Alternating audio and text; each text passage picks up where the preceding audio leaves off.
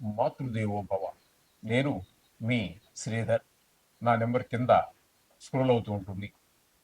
మీకు జాతకపరమైనటువంటి సమస్యలు ఏమైనా ఉన్నట్టయితే మమ్మల్ని సంప్రదించవచ్చు. గోచార ఫలితాలు అయితే ఇప్పుడు చెప్తున్నాము. దీని గురించి అయితే ఎవరు ఫోన్ చేయవలసిన పని లేదండి. ఇందులోనే అన్ని రాసులు చెప్పుకోవడం జరుగుతుంది. వాటిలో చూసుకోండి. జాతకానికి మాత్రమైతేనే మాతో సంప్రదించండి. ఇకపోతే ఇప్పుడు మనం చెప్పుకోబోయే అంశం ఏంటంటే మే నెలలో మే నెల 2025 సంవత్సరంలో ద్వాదశ రాశుల వారికి ఏ ఏ విధమైనటువంటి ఫలితాలు ఉంటాయి అనేటువంటిది తెలుసుకునే ప్రయత్నం చేద్దాం. అందులో భాగంగా మొట్టమొదట ఈ నవగ్రహాలు ఏ ఏ రాశుల్లో ఎక్కడ ఎన్నేసి రోజులు సంచరిస్తున్నాయి, వాటి వల్ల కలిగేటువంటి ఫలితం ఏంటనేది తెలుసుకునే ప్రయత్నం చేద్దాం. ఇందులో ప్రథమంగా రవి తీసుకున్నట్టయితే మేషరాశిలో 1వ తారీఖు నుండి 14వ తారీఖు వరకు మేషరాశిలోను, తదుపరి 15 నుండి నెలాఖరు వరకు వృషభంలోను సంచారం చేస్తూ ఉన్నారు. తదుపరి గురువు సంచారం తీసుకున్నట్టయితే మే 9 వరకు ఇక్కడ గురువు గారు వృషభంలో సంచారం చేస్తున్నారు. మే 10 నుండి మొత్తం మిథున రాశిలో సంచారం చేస్తూ ఉన్నారు.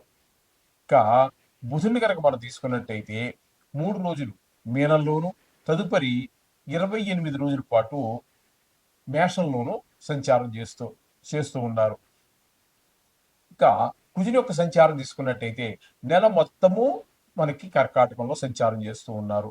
ఇంకా శుక్రుడిని కనుక తీసుకున్నట్టయితే శుక్రుడు నెలంతా కూడా మీనరాశిలోనే సంచారం చేస్తూ ఉన్నారు. శని భగవానుడు కూడా నెలంతా మీనరాశిలోనే సంచారం చేస్తూ ఉన్నారు.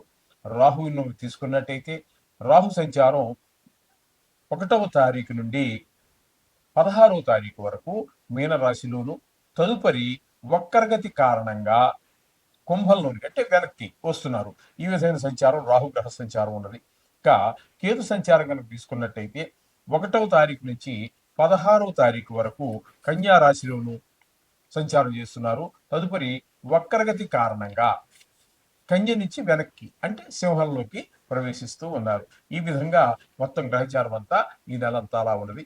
ఇప్పుడు రాశుల వారీగా మనం చెప్పుకున్నట్టయితే ఈ ఫలితాలు ఏ విధంగా ఉంటాయని, ధనుసు రాశి వారికి మే నెల 2025 సంవత్సరం గోచార ఫలితాలు ఏ విధంగా ఉంటాయి అనేటువంటి ఈ నెల రోజుల ఫలితాలు చెప్పుకునే ప్రయత్నం చేద్దాము. ఇక్కడ ఈ ధను రాశి వారికి చతుర్థ, తృతీయ ఈ 2 స్థానాల్లో రాహుగ్రహం యొక్క సంచారం జరుగుతోందండి. ఇక్కడ చతుర్థ స్థానంలో రాహుగ్రహ సంచారం ప్రారంభం అవుతోంది. అక్కడ 16వ తారీఖు వరకు ఉంటారు. తదుపరి వక్ర గమనం ద్వారా తృతీయంలో ప్రవేశిస్తున్నారు నెలాఖరు వరకు. ఇక్కడ మీకు ఏంటంటే చతుర్థంలో ఉన్నప్పుడు మాత్రం అనుకూలమైన ఫలితాలను ఇవ్వజాలరు. మీకు ఏంటంటే భూమి విషయంలోను, విద్య విషయంలోను, తల్లిగారి విషయంలోను కొన్ని రకాలైనటువంటి ఇబ్బందులన్నీ కలుగుతూ ఉంటాయి చతుర్థంలో ఉన్నప్పుడు. తదుపరి కుంభంలో ప్రవేశించినప్పుడు అక్కడ నుంచి సంవత్సరం పాటు ఆయన అక్కడే ఉంటారు. చాలా అద్భుతమైనటువంటి ఫలితాలన్నీ కూడా ఈ ధను రాశి వారికి రాహు అందజేయబోతున్నారు. చాలా అనుకూలమైన ఫలితాలే మనకి ఇవ్వబోతున్నారు రాహు గ్రహం. ఇక్కడ ఏంటంటే 3వ స్థానంలో కాబట్టి వృత్తిపరంగా కానీ, ఉద్యోగపరంగా కానీ, వ్యవసాయ పరంగా కానీ ఎవరో ఒకళ్ళు ఏదో వృత్తిలో ఉంటారు. ఆ వృత్తిలో ఏ వృత్తిలో ఉన్న వాళ్ళకందరికీ కూడా మిగతా వారందరూ కూడా సహాయ సహకారాలు అందజేస్తూ ఉంటారు. తద్వారా అందరి సహకారం ద్వారా మనకి బాగా నిలదొక్కునేటటువంటి అవకాశం ఈ ధనురాశి వారికి ఏర్పడుతూ ఉంటుంది. ఇకపోతే చతుర్థ స్థానంలో శని యొక్క సంచారం జరుగుతోంది. దీన్ని అర్ధాష్టమ శని అని కూడా అంటారు. దీన్ని కంటక శని అని వాడుకలో వాడుతూ ఉంటారు. కంటకం అంటే ముళ్ళు. ఈ ముళ్ళు గుచ్చుకుంటే ఎంత బాధ పెడుతూ ఉంటుందో ఈ శని భగవానుడు మీకు 2.5 సంవత్సరాల పాటు అంత బాధ పెడతారు. అందులో సందేహం లేదు. అంచేత శనికి వీరు రాబోయేటటువంటి 10వ తారీఖున రాబోయేటటువంటి శని త్రయోదశి రోజున తైలాభిషేకం చేయించుకోవటం, నువ్వులు దానం ఇచ్చుకోవటం అలాంటి పనులు చేస్తే మనకి చాలా మంచిది.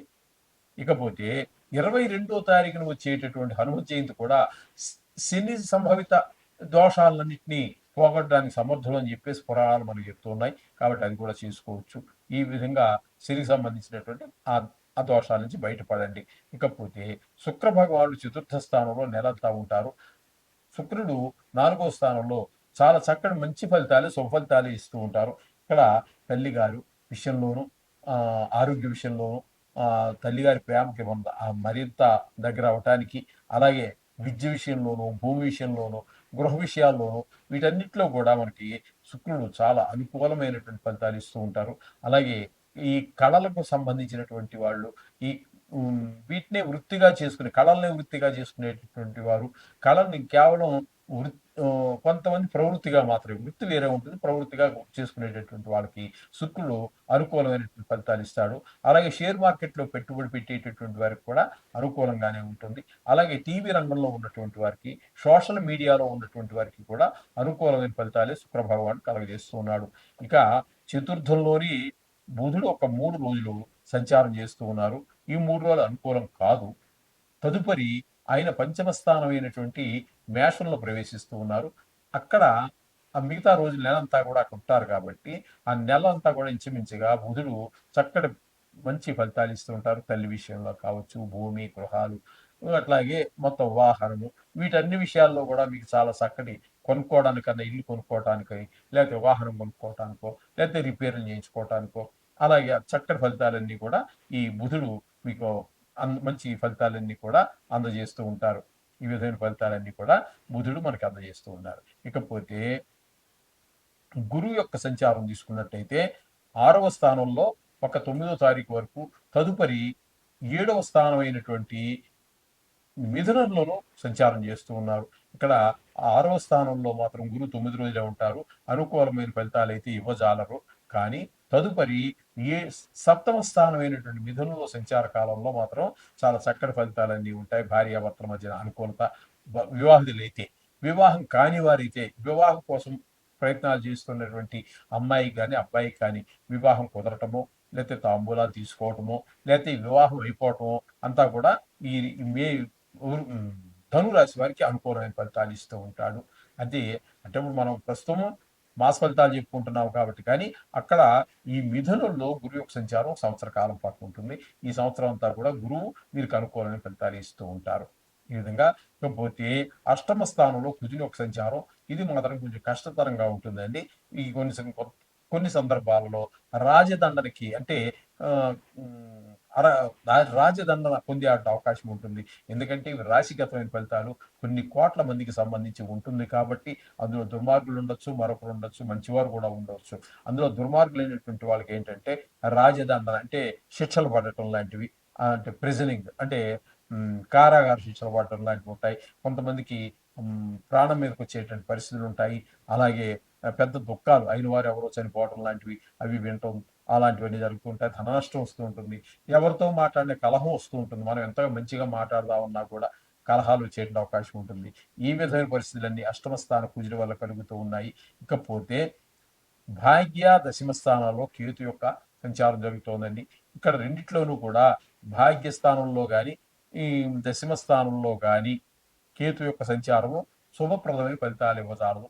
భాగ్యస్థానం కంటే కొంతవరకు బెటర్ ఏంటంటే, దశమ స్థానంలో కేతువు సంచారం కొంత శుభ అశుభ ఫలితాలు మిశ్రమంగా ఉండే అవకాశం ఉంటుంది. దశమ స్థానంలో పూర్తిగా అన్ని వ్యతిరేకమైనటువంటి ఫలితాలే మనకి కేతు భగవానుడు కలిగజేస్తున్నాడు. మొత్తంగా వీరికి ఈ విధంగా కొన్ని గ్రహాల అనుకూలత, కొన్ని గ్రహాల ప్రతికూలత.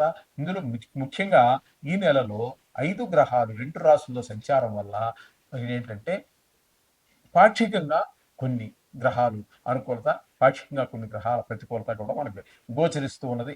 ఏది ఏమైనప్పటికీ కూడా మీరు నిత్యము నవగ్రహాలకు సంబంధించి కానీ, తత్సంబంధమైనటువంటి ఏదైనా సరే మీరు చేసుకున్నట్టయితే వీటి నుంచి మనం బయటపడే అవకాశం ఉంటుంది. అంత మాత్రాన మీరు కంగారు పడక్కర్లేదండి ఇది ఎందులో బాగలేవనేసి.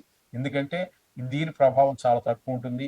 మీ వ్యక్తిగత జాతకం ద్వారానే మీకు మంచి ఫలితాలు మనకు ఖచ్చితంగా తెలిసే అవకాశం ఉంటుంది. దానికి దీన్ని అనుసంధానం చేసుకోవాల్సి ఉంటుంది. మా దగ్గర కూడా జాతకం రాసేటువంటి సౌకర్యం ఉన్నదండి. ఉపయోగించుకోవచ్చు కావలసిన వారు. తస్మాత్ ఈ రోజు మాత్రం నవగ్రహాలని వాటిని పూజించుకోవటం అనేది మరొకండి. శుభం భూయాలు.